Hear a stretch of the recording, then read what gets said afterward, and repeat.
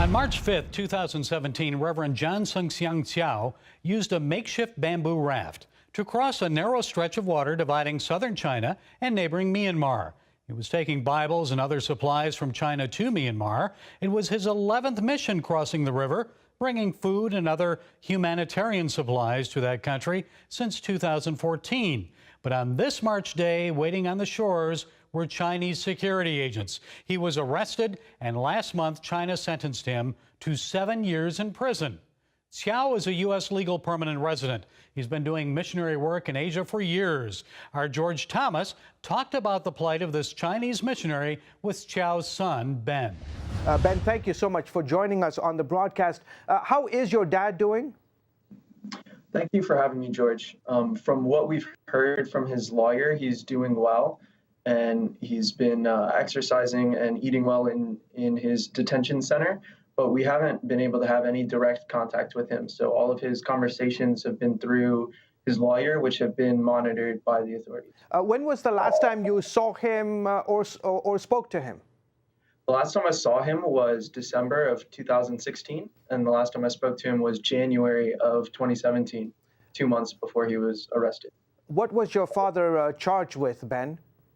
My father was originally charged with illegal border crossing, and then his charge was escalated to organizing illegal border crossing.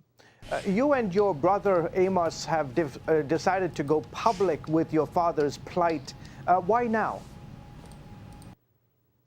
We had waited until now to see what the decision and the verdict of his trial would be. So it took almost a full year for the Chinese authorities to hold a trial for my father.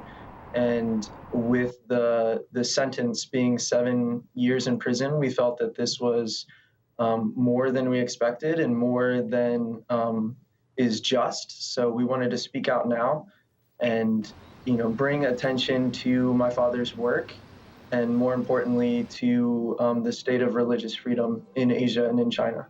How are you guys handling as a family, knowing that your father has now been sentenced to 7 years in prison? How are you guys handling that? The verdict of 7 years was very difficult to handle, and it's been a very challenging time for me and my family, but we're remaining hopeful and trying to do everything we can to influence the decision of the Chinese government, and also to persuade the United States government to be involved at the highest level through the White House and through our ambassador, Terry Branstad. Your father, as I mentioned earlier, is a U.S. legal permanent resident. He married your mother, who is a native of North Carolina. Both you and your brother were born here in the United States. You are American citizens. Your father, as I said, he is a permanent resident, but he carries a Chinese passport. What is the U.S. government doing to secure your father's release? The U.S. State Department has asked me not to comment on their involvement, and they are more than willing to make a statement on my family's behalf and on their own behalf of their involvement.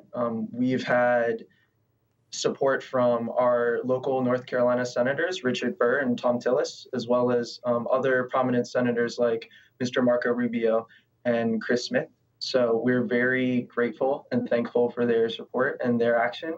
They've signed letters to the president and contacted the former Secretary of State, Rex Tillerson, when he was still in office, to see if there's any action that could be taken from the United States government side to help and to aid my father's situation. I know that the U.S. State Department says it is deeply concerned about your father's situation and are pressing the Chinese government to release your father on, quote, humanitarian grounds. What would you like the Chinese government to do in this situation, Ben?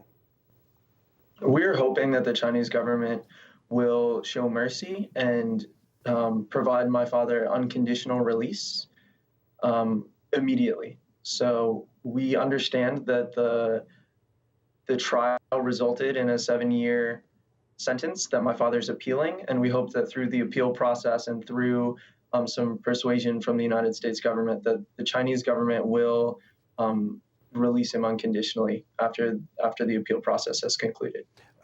Ben, how can we pray for your dad? Please pray for his health and his safety, as well as please pray for the Chinese government officials and the Chinese authorities to have clarity in their judgment and have compassion and mercy in their hearts. Okay, terrific. Thank you so much, Ben, for coming on the show, and we will indeed continue to pray for your dad and for your family. Thanks for coming on the show. Thank you.